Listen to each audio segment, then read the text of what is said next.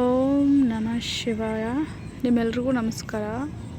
ಇವತ್ತಿನ ವಿಡಿಯೋ ಏನು ಮಾಡಿದ್ರೆ ನಿಮ್ಮ ಹತ್ರ ದುಡ್ಡು ಬರುತ್ತೆ.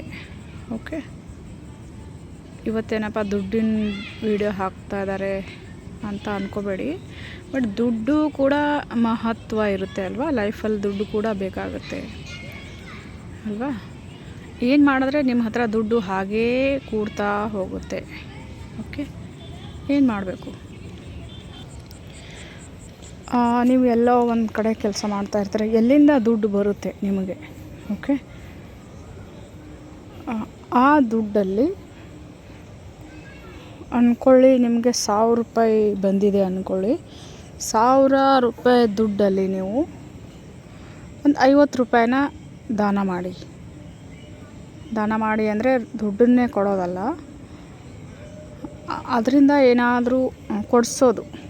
ಓಕೆ, ಯಾರಿಗೆ ಜರೂರತ್ತಿದೆ, ಯಾರಿಗೆ ತುಂಬ ಹಸಿವಿನ ಹೊಟ್ಟೆ ಹಸಿದವ್ರಿಗೆ ಬಿಸ್ಕಿಟ್ ಆಗಲಿ ಏನಾಗಲಿ ಆ ಥರ ಕೊಡಿಸ್ತಾರಲ್ಲ, ಆ ಥರ ಕೊಡಿಸಿ. 1000 ರೂಪಾಯಲ್ಲಿ 50 ರೂಪಾಯಿನೂ ಖರ್ಚು ಮಾಡೋಕ್ಕಾಗಲ್ವ, 10 ರೂಪಾಯಿ ಖರ್ಚು ಮಾಡಿ. ಓಕೆ, ಇವಾಗ ನಿಮಗೆ 10,000 ದುಡ್ಡು ಬರುತ್ತೆ ಅಂದ್ಕೊಳ್ಳಿ. 10,000 ದುಡ್ಡು ಬಂದಾಗ 100 ರೂಪಾಯಿನ ನೀವು ದಾನ ಮಾಡಬೇಕು. ಸಣ್ಣ ಸಣ್ಣ ಮಕ್ಕಳಿಗೆ ಹಾಲು ಕೊಡಿಸೋದಾಗಲಿ, ಓಕೆ, ಕುಡಿಯೋದಕ್ಕೆ ಒಂದು ಪ್ಯಾಕೆಟ್ ಹಾಲು ಕೊಡಿಸಿ, ಬ್ರೆಡ್ ಪ್ಯಾಕೆಟ್ ಕೊಡಿಸಿ ಅಲ್ವಾ. ಆಮೇಲೆ ಅದನ್ನು ಕೊಡಬೇಕಾದ್ರೆ ವೀಡಿಯೋಗಳೆಲ್ಲ ಮಾಡಬಾರ್ದು. ಇವಾಗೆಲ್ಲ ಏನಾದರೂ ಕೊಡಬೇಕಾದ್ರೆ ವೀಡಿಯೋಗಳೆಲ್ಲ ಮಾಡ್ತಾರಲ್ಲ, ಆ ಥರ ಮಾಡಬಾರ್ದು. ಸುಮ್ಮನೆ ಕೊಡಬೇಕು. ಓಕೆ, ನಿಮ್ಮ ಹತ್ರ ನೋಡಿ ದುಡ್ಡು ಹೆಂಗೆ ಕೂಡ್ತಾ ಹೋಗುತ್ತೆ. 1000 ರೂಪಾಯಿ ಬಂದರೆ 10 ರೂಪಾಯಿ ನಿಮ್ಮದಲ್ಲ. 10,000 ನೀವೇನಾದರೂ ದುಡಿತಾ ಇದ್ದರೆ 100 ರೂಪಾಯಿ ಅದು ನಿಮ್ಮದಲ್ಲ, ಅದು ದಾನ ಮಾಡಬೇಕು. ಓಕೆ, ಹೆಂಗೆ ನೀವು ದಾನ ಮಾಡ್ತೀರಾ ಹಾಗೆ ಬರ್ತಾ ಹೋಗುತ್ತೆ ದುಡ್ಡು. ಓಕೆ, ಆಮೇಲೆ ದುಡ್ಡಿಗಾಗಿ ದುಡಿಬಾರ್ದು ಅಂದರೆ ಏನು? ಅಂದ್ಕೊಳ್ಳಿ, ನೀವು ಒಂದು ಹಾಸ್ಪಿಟ್ಲಲ್ಲಿ ಕೆಲಸ ಮಾಡ್ತಾಯಿದ್ದೀರಾ ಅಂತ ಅಂದ್ಕೊಳ್ಳಿ. ಅಲ್ಲಿ ಟೈಮ್ ಇಷ್ಟರಿಂದ ಇಷ್ಟು ಅಂತ ಟೈಮ್ ಇರುತ್ತೆ. ನನ್ನ ಟೈಮ್ ಇಷ್ಟಿದೆ, ನಾನು ಇಷ್ಟು ಕೆಲಸ ಮಾಡಿ ಹೋಗ್ಬೇಕು ನಮ್ಮ ಮನೆಗೆ. ಟೈಮ್ ನೋಡಬಾರ್ದು. ಓಕೆ, ಟೈಮ್ ನೋಡಬಾರ್ದು ಅಂದರೆ ನಿಮ್ಮ ಟೈಮಿಗೆ ನೀವು ಬರ್ತೀರಾ. ಬಟ್ ಅಲ್ಲಿ ಏನೋ ಒಂದು ಪೇಷಂಟ್ಗೆ ತುಂಬ ಸೀರಿಯಸ್ ಇದೆ, ಆ ಪೇಷಂಟ್ಗೋಸ್ಕರ ಸ್ವಲ್ಪ ನೀವು ಅಲ್ಲಿ ಒಂದು 5 ನಿಮಿಷ 10 ನಿಮಿಷ ಅಲ್ಲೇ ಕಳಿಬೇಕಾಗುತ್ತೆ ಅಂದಾಗ 10 ನಿಮಿಷ 5 ನಿಮಿಷ ಆ ಪೇಷಂಟ್ಗೋಸ್ಕರ ಟೈಮ್ ಕೊಡಿ. ಆಮೇಲೆ ನಿಯತ್ತಿಂದ, ಮನುಷ್ಯತ್ವದಿಂದ ನೀವು ಕೆಲಸ ಮಾಡಬೇಕು. ಎಲ್ಲೇ ಆಗಲಿ, ಯಾವುದೇ ಕೆಲಸದಲ್ಲಿ, ಯಾವುದೇ ಜಾಗದಲ್ಲಿ ನೀವು ಕೆಲಸ ಮಾಡಿ ದುಡ್ಡಿಗಾಗಿ ನೀವು ಕೆಲಸ ಮಾಡಬಾರ್ದು. ಅದು ಒಂದು ದೇವರ ಕೆಲಸ ಅಂತ ಹೇಳಿಬಿಟ್ಟು ನೀವು ಮಾಡಬೇಕಾಗುತ್ತೆ. ಓಕೆ, ಆಮೇಲೆ ನೀವು ಯಾರ ಕಡೆಯಿಂದಾದರೂ ದುಡ್ಡು ತೊಗೊಂಡಿರ್ತೀರ ಅಂದರೆ ನಿಮ್ಗೆ ಜರೂರತ್ತಿದ್ದಾಗ, ನಿಮಗೆ ಬೇಕಾಗಿರೋವಾಗ, ಕಷ್ಟದಲ್ಲಿದ್ದಾಗ ಯಾರೋ ಒಬ್ಬರು ದುಡ್ಡು ಕೊಟ್ಟಿರ್ತಾರೆ. ಓಕೆ, ಅವರಿಗೆ ಆ ದುಡ್ಡನ್ನು ವಾಪಸ್ ಮಾಡಬೇಕು. ನಿಮ್ಮ ಹತ್ರ ದುಡ್ಡು ಇದ್ದಾಗಲೂ ಅವರಿಗೆ ಕೊಡದೇ ಇದ್ದಾಗ ಅಲ್ಲೂ ಕೂಡ ನಿಮಗೆ ದುಡ್ಡು ಬೆಳೆಯೋದಕ್ಕೆ ಕಷ್ಟ ಆಗುತ್ತೆ. ಓಕೆ, ಯಾರು ಸಹಾಯ ಮಾಡಿರ್ತಾರಲ್ಲ ನಿಮಗೆ ಟೈಮಿಗೆ, ಅವ್ರ ದುಡ್ಡು ವಾಪಸ್ ಕೊಡಬೇಕು. ಕೊಟ್ಟಾಗ ಅಲ್ಲಿಂದ ಒಂದು ದೂವ ಬರುತ್ತೆ, ಅಂದರೆ ಅವ್ರ ಮನಸ್ಸಿಂದ ಒಂದು ಒಳ್ಳೆತನ ಹೇಳ್ತಾರೆ ನಿಮಗೆ, ಅದು ಪುಣ್ಯ ಬಂದು ನಿಮಗೆ ತಟ್ಟುತ್ತೆ. ಓಕೆ, ರತು ಮತ್ತು ವಿಸ್ಪಿ ಮೇಲೆ ಆತ್ಮಗಳು ಇದ್ದಾರಲ್ಲ, ಅವರು ಒಬ್ಬ ಅಂಕಲ್ನ ಹುಡುಕ್ತಾ ಇದ್ದರು. ಆ ಅಂಕಲ್ ಕೆಳಗಡೆ ಇದ್ದಾಗ ತುಂಬ ದೊಡ್ಡ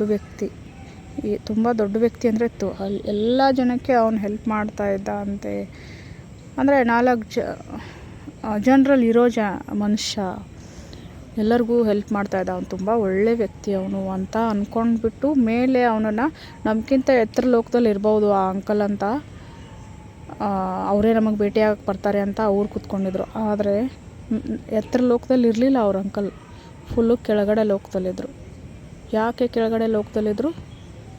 ಯಾಕಂದರೆ ಅವ್ರು ಭೂಮಿ ಮೇಲೆ ಮಾಡಿರೋ ಏನು ಕೆಲಸ, ಒಳ್ಳೆ ಕೆಲಸ ಇದೆಯಲ್ಲ ಅದರಲ್ಲಿ ಮೋಸ ಇತ್ತು.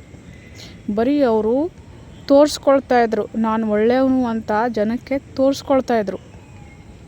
ಓಕೆ, ಆದರೆ ಅವರು ಹಿಂದೆ ಮೋಸ ಮಾಡ್ತಾಯಿದ್ರು.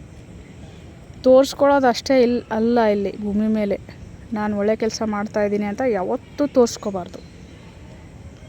ಆಮೇಲೆ ಶಿವನಿಗೆ ಹಾಲು ಹಾಕ್ತಾರೆ.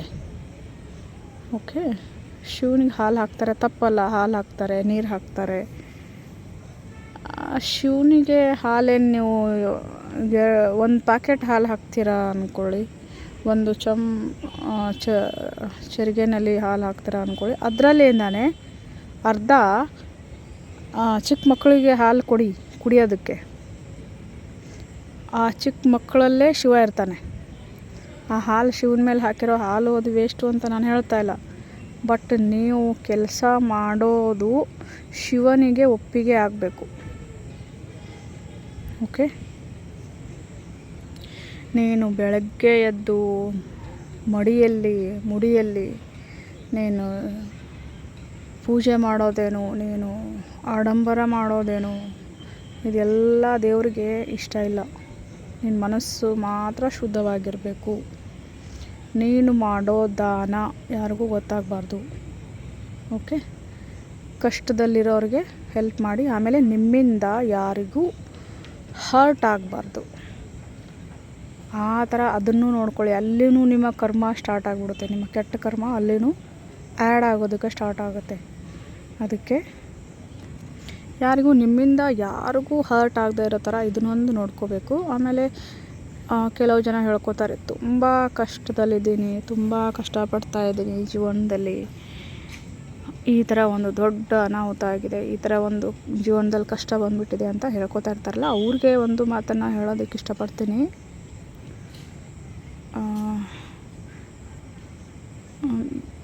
ಬೀಜ ಇರುತ್ತೆ, ಓಕೆ, ಬೀಜ ಭೂಮಿ ಒಳಗಡೆ ಬಿದ್ದ ತಕ್ಷಣ ಅದೇನು ಮಾಡುತ್ತೆ, ಅದಕ್ಕೂ ಕಷ್ಟ ಆಗುತ್ತೆ. ಬೀಜಕ್ಕೆ ಆ ಮೊಳಕೆಯಾಗಿ ಮೇಲೆ ಬರಬೇಕಂದ್ರೆ ಅದಕ್ಕೆ ಕಷ್ಟ ಆಗುತ್ತೆ. ಹೇಗೆ ಕಷ್ಟ ಆಗುತ್ತೆ? ಅದು ತನ್ನನ್ನು ತಾನು 2 ಭಾಗ ಮಾಡುತ್ತೆ, ಒಡೆದು ಹೋಗುತ್ತೆ. ಅದು ಒಡೆದು ಹೋದಾಗ ಅಲ್ಲಿಂದ ಏನು ಬರುತ್ತೆ? ಮೊಳಕೆ ಗಿಡ ಆಗಿ ಬೆಳೆಯುತ್ತೆ. ಓಕೆ, ಹಾಗೆಯೇ ನಿಮ್ಮ ಲೈಫಲ್ಲೂ ಕೂಡ ನಿಮ್ಮ ಲೈಫಲ್ಲಿ ಏನೇ ಕಷ್ಟ ಆಗ್ತಾಯಿದೆ ಅಂದರೆ ಅದು ನಿಮ್ಮನ್ನು ಗಿಡ ಆಗಿ ಬೆಳೆಸಬೇಕು ಅಂತಲೇ ಆ ಥರ ಕಷ್ಟಗಳು ಬರ್ತಾಯಿದೆ. ಓಕೆ, ನೀವು ಮುಂದೆ ಒಳ್ಳೆಯವರು ಆಗಬೇಕು ಅಂತಲೇ ನಿಮಗೆ ಲೈಫಲ್ಲಿ ಕಷ್ಟಗಳು ಬರುತ್ತೆ. ನೀವು ಅವೇರ್ ಆಗ್ತೀರಾ, ಸ್ಪಿರಿಚುವಲ್ ಆಗ್ತೀರಾ. ಓಕೆ, ಒಳ್ಳೆಯವರಾಗಿ ಬೆಳೀತೀರಾ. ಅದಕ್ಕೆ ಫಸ್ಟ್ ಏನು ಮಾಡ್ತಾನೆ ದೇವರು? ನಿಮ್ಮನ್ನು ಕುಗ್ಗಿಸ್ತಾನೆ, ನಿಮಗೆ ಕಷ್ಟ ಬರುತ್ತೆ. ಓಕೆ, ಬೀಜಕ್ಕೆ ಯಾವ ಥರ ಕಷ್ಟ ಇದೆ ನೋಡಿ, ತನ್ನನ್ನು ತಾನು ಒಡೆದು ಅದು ಗಿಡ ಆಗುತ್ತೆ. ದೊಡ್ಡ ಗಿಡ ಆಗಿ ಬೆಳಿಬೇಕಂದ್ರೆ ಅದು ಕೂಡ ಅಲ್ಲಿ ಒಡೆದಿರುತ್ತೆ. ಅದೇ ಥರ ನಿಮ್ಮ ಲೈಫು ಅಲ್ವಾ? ಅದಕ್ಕೆ ಯಾರು ಏನೇ ಕಷ್ಟ ಬಂದರೂ ಹೆದರ್ಕೋಬೇಡಿ. ಅದು ನಿಮಗೆ ಮುಂದೆ ಒಳ್ಳೆಯದಾಗೋದಕ್ಕೇ ಆ ಥರ ಕೆಟ್ಟದ್ದಾಗಿರುತ್ತೆ. ಏನೇ ಕೆಟ್ಟದ್ದಾಗಲಿ ನಿಮ್ಮ ಲೈಫಲ್ಲಿ, ಏನೇ ಕಷ್ಟ ಬರಲಿ, ನಿಮಗೆ ಮುಂದೆ ಒಂದಿನ ಒಳ್ಳೆಯದಾಗೋದಕ್ಕೇ ಆ ಥರ ಕಷ್ಟ ಬರುತ್ತೆ. ಆತ್ಮಗಳ ಜೊತೆ ಕಾಂಟ್ಯಾಕ್ಟ್ ಮಾಡಿರೋ ವೀಡಿಯೋಗಳನ್ನು ಹಾಕಿ ಇವಾಗ ಕಾಂಟ್ಯಾಕ್ಟ್ ಮಾಡಿರ್ತಾರಲ್ಲ, ಅವರ ವೀಡಿಯೋಗಳು ಕೂಡ ನಮ್ಮ ಹತ್ರ ಇದೆ. ನಮ್ಮ ವೀಡಿಯೋ ಯಾವಾಗ ಬರುತ್ತೆ ಮೇಡಮ್, ನಮ್ಮ ವೀಡಿಯೋ ಯಾವಾಗ ಬರುತ್ತೆ ಅಂತ ಹೇಳ್ತಾ ಇರ್ತಾರೆ. ಅವರವ್ರ ಸಂಬಂಧಿಕರ ಜೊತೆ ಮಾತಾಡಿರ್ತಾರಲ್ವ, ಸೋಲ್ ಜೊತೆ, ಅವರ ವೀಡಿಯೋನೂ ಬರುತ್ತೆ, ಹಾಕ್ತೀವಿ. ಬಟ್ ಸ್ವಲ್ಪ ಲೇಟ್ ಆಗುತ್ತೆ. ಓಕೆ, ಆದಷ್ಟು ಒಂದು ವಾರಕ್ಕೆ 2 ವೀಡಿಯೋ ಅಥವಾ 3 ವೀಡಿಯೋ ಮಾಡಬೇಕು ನಾವು. ಸ್ವಲ್ಪ ಬ್ಯುಸಿನೇ ಇರ್ತೀವಿ, ಅದಕ್ಕೆ ಹಾಕೋಕ್ಕಾಗಲ್ಲ. ಸರಿ, ನಿಮಗೆ ಏನೇ ಕಷ್ಟ ಇದ್ದರೂ ನಮಗೆ ಕಾಂಟ್ಯಾಕ್ಟ್ ಮಾಡಿ. ಸೋಲ್ ಜೊತೆ ಕಾಂಟ್ಯಾಕ್ಟ್ ಆಗಬೇಕು ಅಂದ್ರೂ ನಮಗೆ ಕಾಂಟ್ಯಾಕ್ಟ್ ಮಾಡಿ. ಆಮೇಲೆ ಏನಾದರೂ ಬ್ಲ್ಯಾಕ್ ಮ್ಯಾಜಿಕ್ ಮಾಡಿದ್ದಾರೆ, ನೆಗೆಟಿವ್ ಎನರ್ಜಿ ಇದೆ ಮನೆಯಲ್ಲಿ, ಓಕೆ, ಯಾವುದೇ ಕಷ್ಟ ಇದ್ದರೂ ನಮಗೆ ಕಾಂಟ್ಯಾಕ್ಟ್ ಮಾಡಿ. ಸರಿ, ಆ ಶಿವನ ಆಶೀರ್ವಾದ ನಿಮ್ಮೆಲ್ಲರ ಮೇಲಿರಲಿ. ನಿಮ್ಮೆಲ್ಲರ ದುಃಖವನ್ನು ದೂರ ಮಾಡಿಕೊಳ್ಳೋ ಶಕ್ತಿ ಕೊಡಲಿ ಅಂತ ಪರಮೇಶ್ವರನ ಹತ್ರ ಪ್ರಾರ್ಥನೆ ಮಾಡ್ಕೋತೀನಿ. ನಮಸ್ಕಾರ ಫ್ರೆಂಡ್ಸ್, ಥ್ಯಾಂಕ್ ಯು.